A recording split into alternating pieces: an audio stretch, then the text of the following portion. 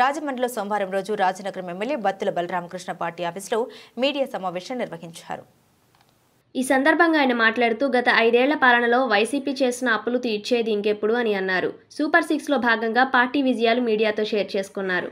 Party అధికారంలోకి రాగానే pension 1000 రూపాయలు పెంచామని, ల్యాండ్ టైటిలింగ్ యాక్ట్ను రద్దు చేశామని, లిక్కర్ 99 అంటూ గత ప్రభుత్వం 150 నుండి 200 తీసుకున్నారని, అక్రమ మాఫియాను అనారోగ్యకరమైన మందును 150 నుంచి 200 రూపాయలు అమ్మిన జగన్ ప్రభుత్వానికి వ్యతిరేకంగా నాణ్యమైన మందును 99 రూపాయలకే అందించబోతున్నామని అన్నారు.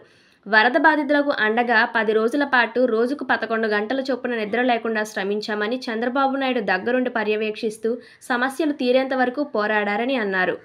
ఆడవారికి ఉచిత బస్సులు త్వరలోనే ఏర్పాటు చేయబోతున్నామని మీడియాకు తెలియజేశారు. నష్టపరిహారం అందించే విధంగా ప్రభుత్వం చర్యలు తీసుకుంటుందని అన్నారు. ప్రజానగరం ప్రతినిధి పరిధిలో పాలిటెక్నిక్ కళాశాలను తీసుకురాబోతున్నామని తెలియజేశారు.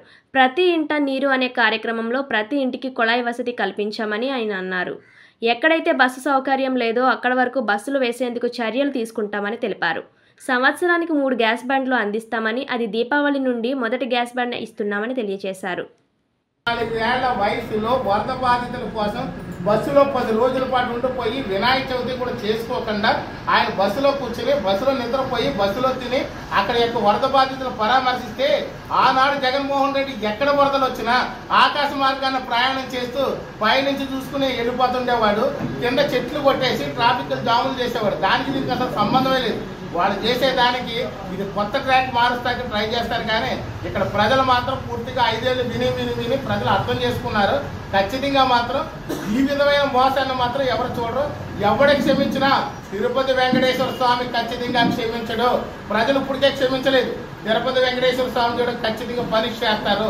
ఆయన ప్రసాదం కల్తీ పేరుతో కల్తీ చేసి ప్రసాదాన్ని ప్రజలందరికీ పంచారు.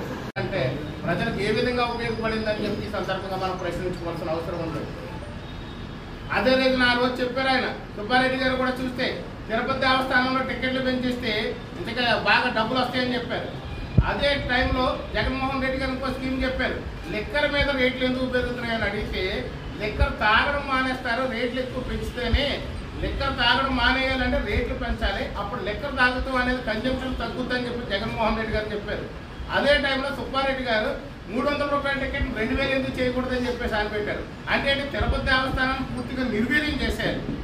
ఎప్పుడైతే టికెట్ రేటు పెంచేస్తారో తిరుపతి వెంకటేశ్వర స్వామి దర్శనం కూడా పేద ప్రజలకు కానీ మధ్యతరగతి ప్రజలకు కానీ దర్శనం అందుబాటులో ఉండకూడదు అనే ఒక కాన్సెప్ట్తోనే ఆ రోజు సుబ్బారెడ్డి గారు కూడా తిరుపతికి ఆయన చైర్మన్ చేయడం అనేది ఎంత దౌర్భాగ్యం చూడండి.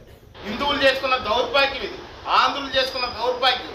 దేశ విదేశాల్లో ఉన్నటువంటి శ్రీ వెంకటేశ్వర స్వామి కలియుగ దైవం అలాంటి వారి యొక్క ప్రతిష్టనే భంగం కలిగించేటట్టు పనిచేసిన వైసీపీ ప్రభుత్వానికి ఎన్డీఏ ప్రభుత్వం ప్రజల పక్షాన్ని నిలబడినటువంటి ఎన్డీఏ ప్రభుత్వం ఎంత తేడా ఉందో ప్రజలు గమనించాలని చెప్పి ఈ సందర్భంగా తెలియజేస్తున్నాను.